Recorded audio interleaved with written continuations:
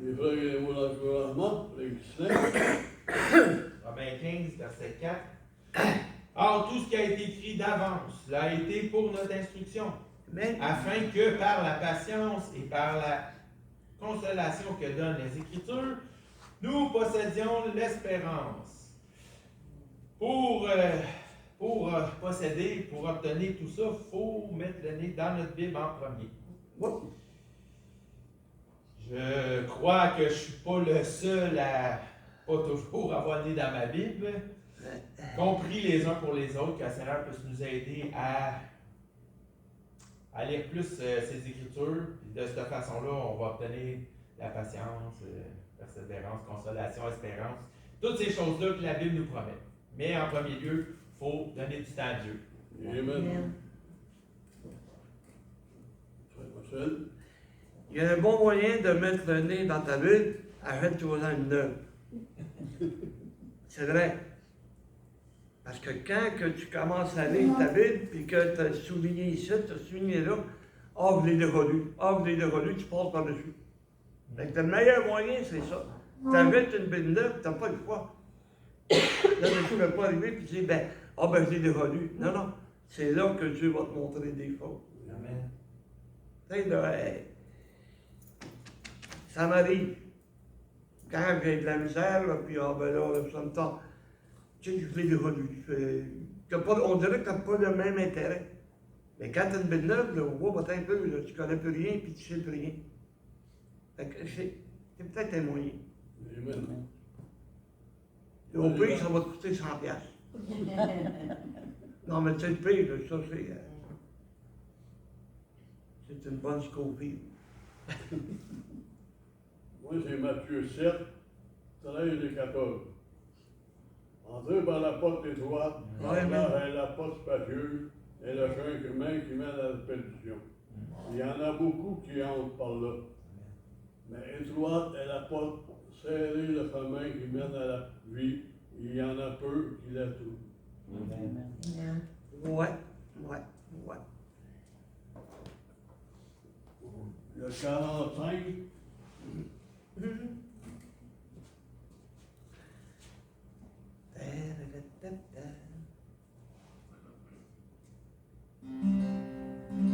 sur le 1, Quand le vent de la tempête vient assombrir ton ciel bleu, au lieu de baisser la tête,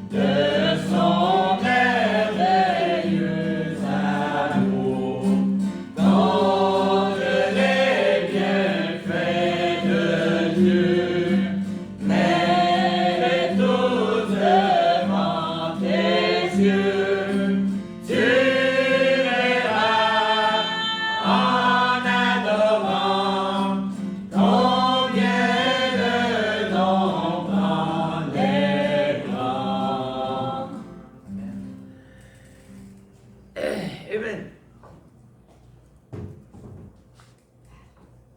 Contre les bienfaits de Dieu, le fait d'être capable de se réunir, c'est un des bienfaits de Dieu. Amen. Le fait d'être capable de voir, de voir les frères et les sœurs, d'avoir une fraternité avec eux autres, de chanter des louanges de Dieu, de prier Dieu, c'est un grand bienfait. Dites-vous qu'il y en a qui n'ont même pas cette chance-là. Il y a des pays où tu ne peux même pas avoir une Bible dans tes mains. Il y a des pays où tu es condamné si tu oses dire que tu es un chrétien. Ils peuvent te rentrer en prison pour n'importe quelle raison niaiseuse. Donc, c'est un bienfait qu'on puisse réussir à se réunir librement et chanter les louanges de Dieu, Amen. le glorifier comme Dieu le mérite. Amen. Et en parlant de Dieu, bien, gloire à Dieu pour votre présence. Amen. Ce matin, si vous le voulez bien, on va aller dans le livre de 1 Chronique au chapitre 13, à partir du verset 1. 1 Chronique 13, à partir du verset 1.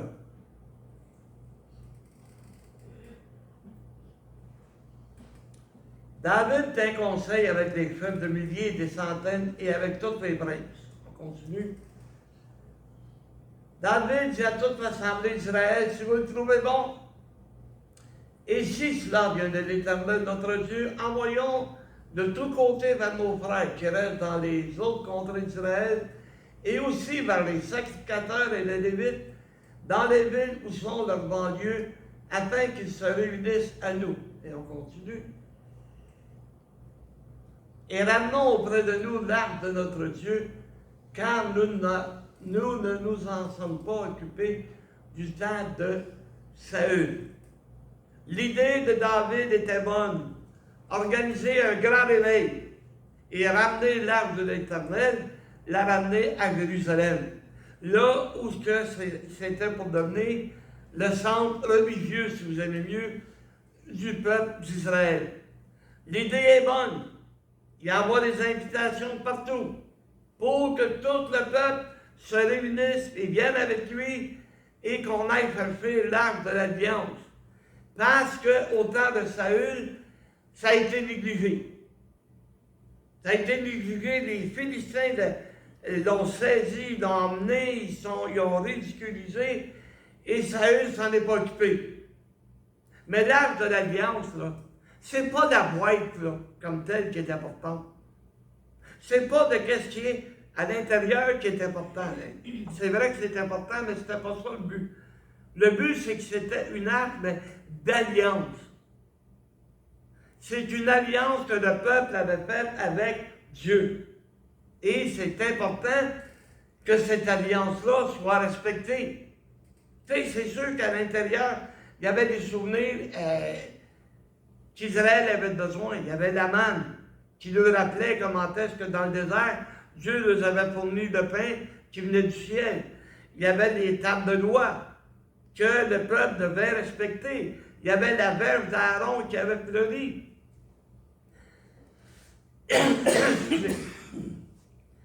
Pour vous donner une idée, là, vous avez tous eu une motte avec un manche de bois quelque part chez vous. Ben, j'essaie d'imaginer que tu retournes chez vous après-midi, puis qu'il y a des fleurs au bout. Il y a des fleurs qui ont poussé. Ça serait à gueule. Mais c'est ça qui est arrivé, c'est un bâton qui était inerte, un bâton qui était mort, et pourtant, Dieu a fait fleurir la verge d'Aaron pour démontrer sa puissance, pour démontrer que, regarde, même si c'est mort, je vais lui donner la vie.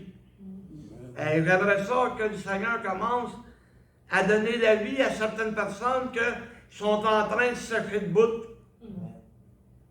Et ils ne réalisent pas, là, tu sais, oh, c'est plus important d'aller à l'église, c'est plus important d'aller au culte.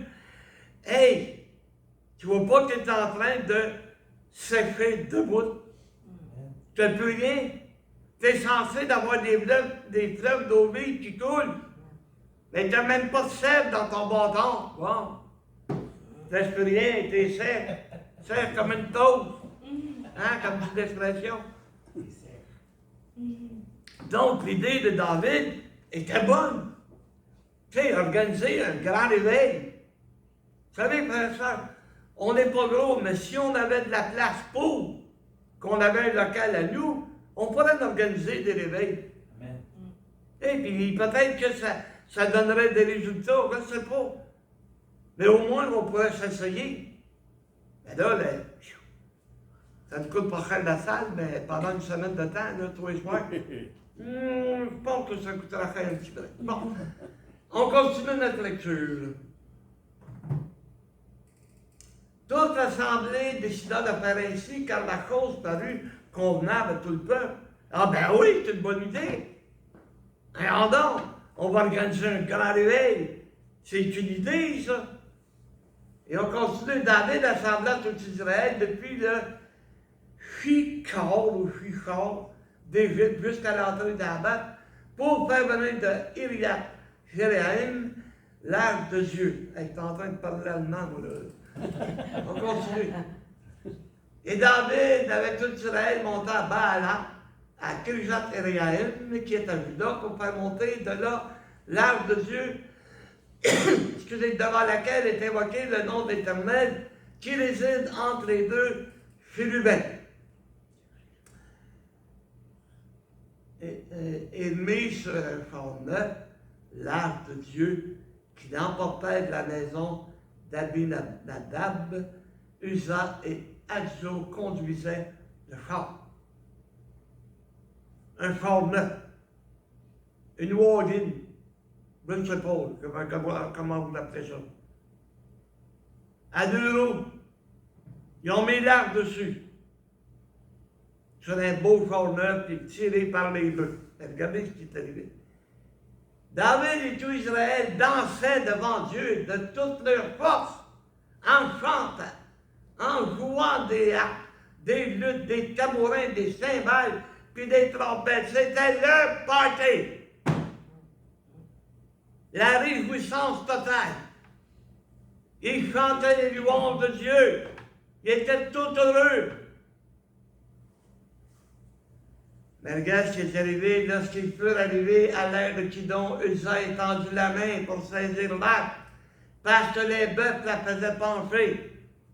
Et on continue. La colère de l'Éternel s'enflamma contre Uza. Et l'Éternel le frappa parce qu'il avait étendu la main sur l'arche. Uza mourut là devant Dieu. Il avait des bonnes intentions pourtant. L'arche allait tomber. Il a mis la main dessus pour pas qu'elle tombe. Et Dieu l'a frappé. Mais je pose la question. Comment se fait qu'ils ont mis l'arche sur le corps? Il a fallu qu'ils la prennent dans 2 mains. Comment se fait qu'ils ne sont pas morts, eux autres? Comment se fait que c'est Uza qui est mort? Lui, il a voulu la protéger, il est mort. Dieu l'a frappé. Parce que Dieu avait un message à transmettre à David.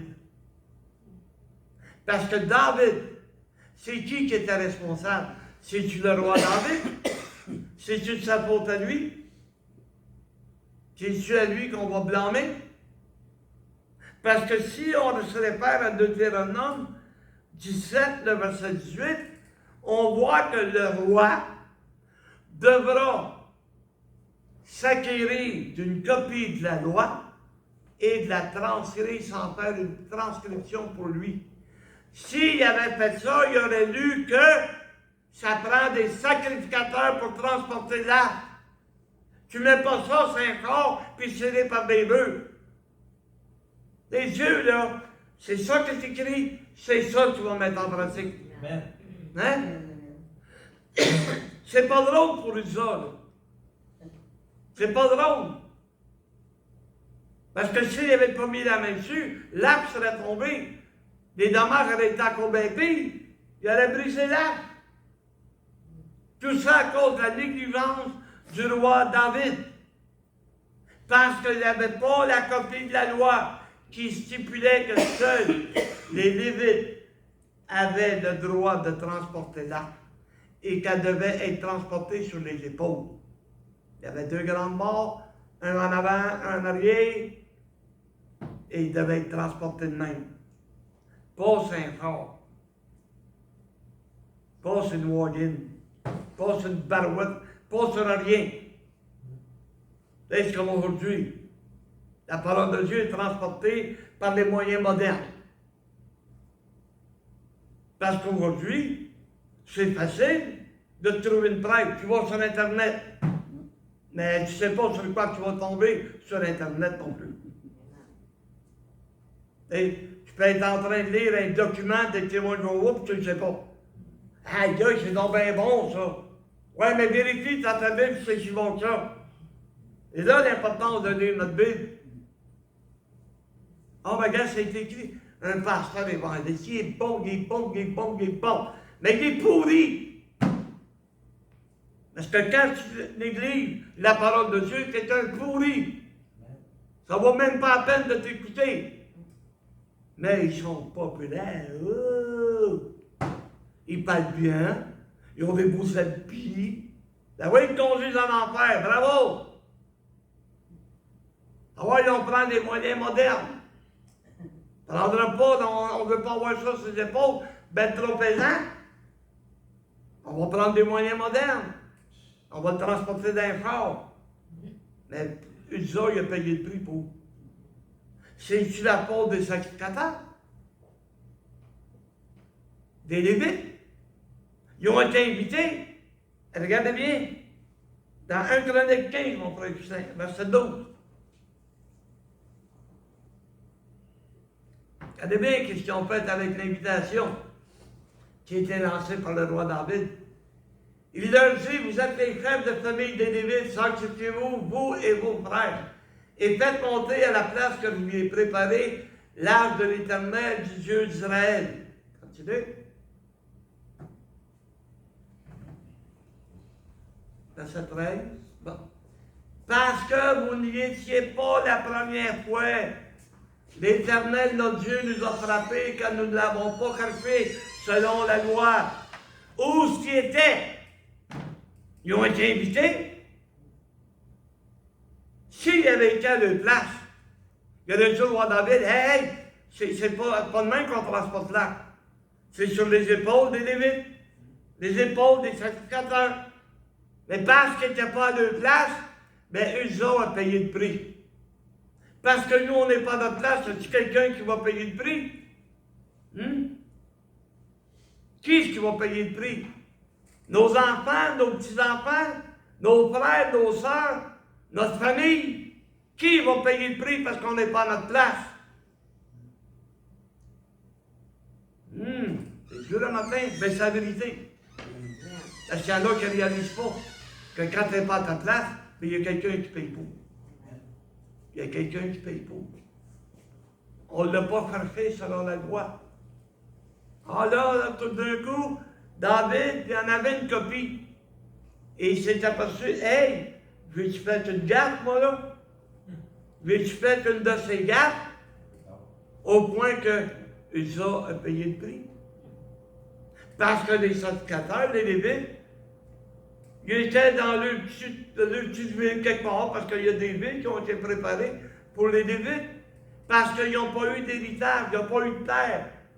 Donc, ils vivaient au crochet de toutes les autres. À cause, par la dîme, bon ben, Dieu pourvoyait aux besoins des Lévites.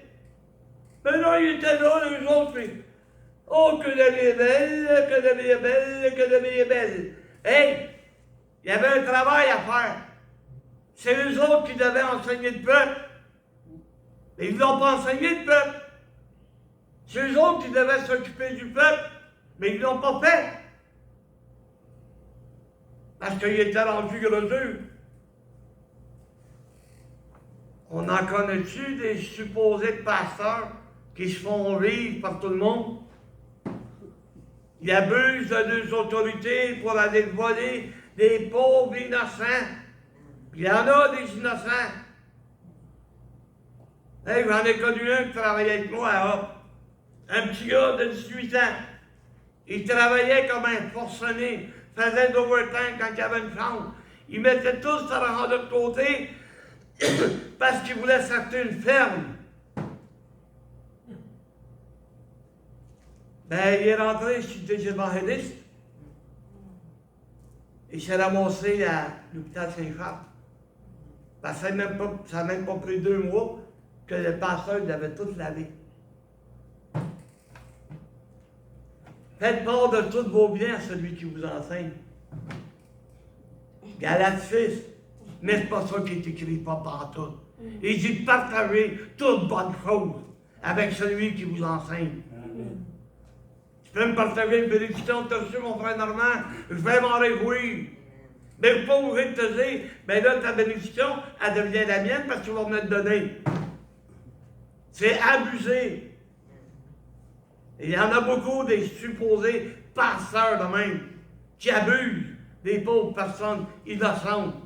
C'est pour ça que c'est important que nous, on se tienne debout et qu'on leur apporte la vérité. Hey, pas ça que Dieu dit. Tu sais, ton pasteur, là, la Bible enseigne qu'ils vivent par la foi. Et pas parce qu'il va lui donner un salaire, ça ne marche pas selon la parole de Dieu. Et notre association, c'est bien clair. On doit vivre par la foi et non pas parce qu'on va recevoir un salaire. Il y a une église au Mississippi. Il y a au-dessus de 400 membres là-dedans. Ils sont obligés de faire des cultes, là, séparés. Il y a un culte pour les adultes, un culte pour les ados, puis un culte pour les enfants. Dans 3 plans différents sur le même terrain. La première fois que le pasteur il est invité à les prêcher, le trésorier lui a emmené des dons.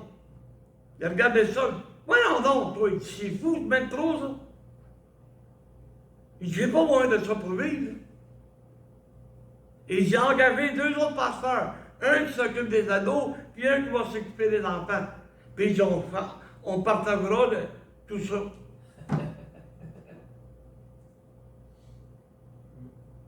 Ben, ça a été perçu par notre association comme si ils recevaient un salaire. Gang de... En tout cas. Manque d'intelligence. C'est pas un salaire que ce soit, ils partagent les offrandes. Ils partagent ça. Mais il y en a combien de supposés pasteurs que, hey, hey, il y a quelqu'un qui m'a conté. Dans nos livres de minutes, OK? Il y était un temps où les églises écrivaient les offrandes qu'ils avaient faites aux pasteurs, aux missionnaires, puis les pasteurs invités par les disparates. Bien, il y a un frère qui dit, nous autres, on a arrêté. Parce qu'il dit, quand on invite quelqu'un pour prêcher un réveil, la première chose qu'il fait, il va voir dans le livre combien est-ce qu'on a été généreux. Fait qu'il dit à ça, ben, il va venir pour lui-même, pour nous autres. Il ne viendra pas parce que, oh boy, hey, ils ont donné, je ne sais pas moi, un exemple, 6 000 piastres de dons durant toute l'année à des missionnaires, des pasteurs. Ben, c'est pas bête. C'est pas bête. Parce qu'il dit, vois-tu, à l'époque, il dit, le dernier qui est venu, là, ben, on lui avait donné 2600 piastres au bout de la semaine, par les offrandes qu'il y avait 3 soirs. Ben, il est resté surpris. Parce qu'on est une petite église, il pensait que ils ne seront pas généreux. Mais quand on prépare le réveil, on se prépare sur une longue date. Puis quand il arrive le réveil, on est capable de supporter le pasteur. Hein? Trouvez ça génial.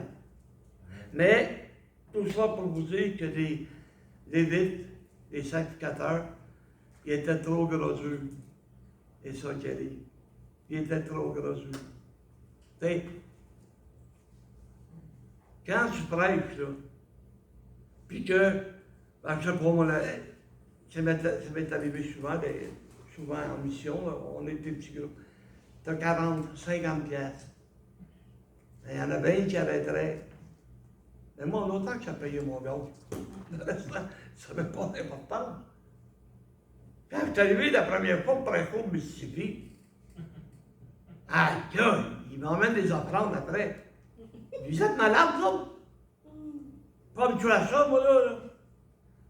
Quasiment 400 piastres. Ah, mais c'est pour t'aider ton voyage. Ouais, tant qu'à ça. Mais c'est pas habitué à ça partout. Mais,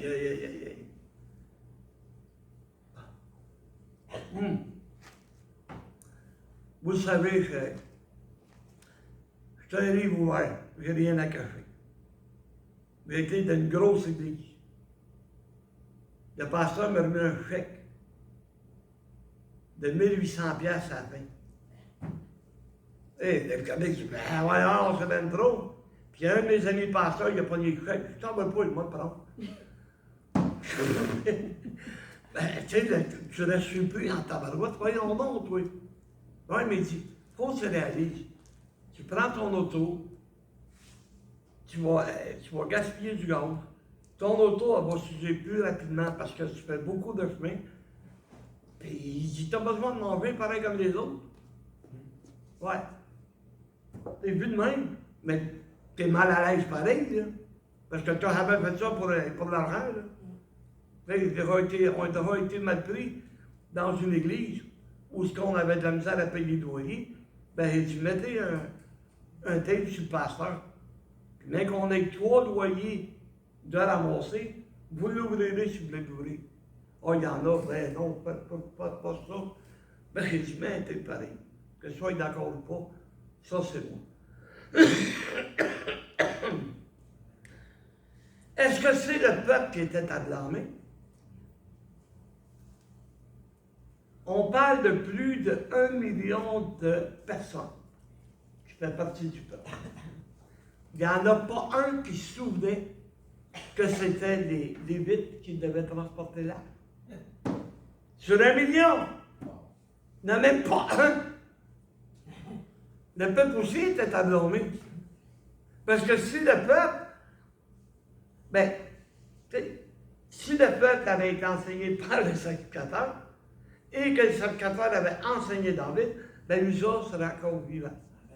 Ben, pas aujourd'hui, à cette époque-là, il aurait été encore vivant. Parce que ça va dans un, l'autre et l'autre. Le peuple, s'il avait été enseigné correctement, et correctement, il y a quelqu'un qui se levait et dit, wow! Comme t'es nerfs! Pas de main, ça marche, là. De veiller pour faire l'effort neuf, on va démolir la coudage. C'est pas demain qu'on transporte l'arche. Et mes frères et sœurs, le témoignage de cette arche d'alliance, ben on l'a aujourd'hui. Nous sommes le témoignage et on doit transporter la croix de Christ. Oh, pas la croix de manière littérale, tu sais, qu'on va y chercher un gros morceau de bois, mais on va se mettre ça sur l'épaule. Non. On doit transporter le témoignage que Jésus est mort et ressuscité. On doit transporter ce témoignage en étant une lumière pour le monde perdu. Amen. Hey. Être un exemple. On part. Alors encore, on va prendre l'exemple des sacrificateurs. Il était là pour enseigner le peuple, n'est-ce pas? Avec les Lévites, n'est-ce pas? Aujourd'hui, on va m'en prendre encore au pasteur. Eh oui! Comment est-ce que tu veux que le pasteur transporte le témoignage de Christ quand ça fait 3 fois qu'il se marie? Alors que tu dois enseigner la fidélité. Alors tu transportes le témoignage de Christ, tu transportes le mensonge. Amen. Amen. Quand tu viens me dire, ouais, mais le lavement des pieds, c'est pas si nécessaire que ça, parce que moi, j'ai une grosse église de 200 membres, puis ça va prendre bien trop de temps, Tu n'es pas capable de prendre 1 heure ou 2 de plus, une fois par année, pour respecter la parole de Dieu. Tu es un menteur. C'est pas nécessaire. Oui, mais c'est pas nécessaire. C'est juste comment on pourrait dire, un exemple. Un exemple d'humilité. Ben si c'est un exemple d'humilité, tu le mettras en pratique. Mais non. C'est pas nécessaire, c'est rien un exemple. Il faut être humble. Ben justement, montre-là ton humilité. Participe. Ben non, on peut pas. Mais pourtant, d'après moi, ils ne savent pas lire. Non, je sais pas, là. Ou pas donc, ils n'ont pas le même dictionnaire que moi. Parce que moi, j'ai appris à l'école que vous devez, c'est parce que tu dois le faire. Ça, à moins que mon professeur, c'était le plus menteur qu'il n'y a pas. Mais depuis la première année, jusqu'à ce que je lance l'école en 10e année, mais on m'a toujours appris que vous devez, c'est parce que tu pas le choix. Et quand il me disait, vous avez un devoir, vous devez le rapporter demain. Tu le rapportes-tu une semaine après, ça avait des conséquences. Mais vous devez vous laver les pieds les uns aux autres. Vous devez le faire. Parce que la Pierre, si je ne te lave pas les pieds, ben tu n'auras pas de tort avec moi. Fait que c'est de valeur pour vous autres, mes amis. Vous n'aurez pas de tort avec le Seigneur. Même si vous aviez fait comme David, vous aviez chanté au son du luth, la trompette, vous vous étiez égosillé. Tu n'auras pas de tort. Parce que celui qui a payé le prix, c'est Udia. Mais là, Udia n'est pas là. C'est toi qui vas payer le prix. C'est toi qui vas payer le prix de ce que tu as fait avec la parole de Dieu. C'est pas important.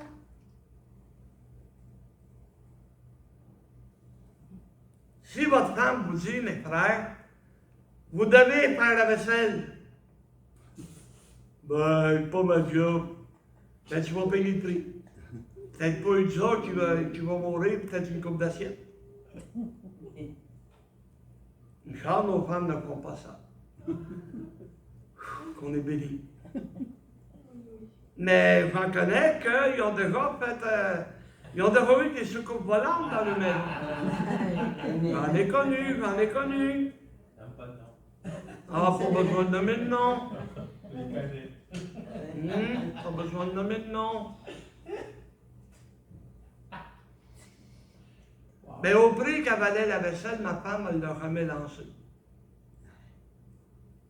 Elle est assez intelligente pour s'asseoir et dire, ben là, on va discuter.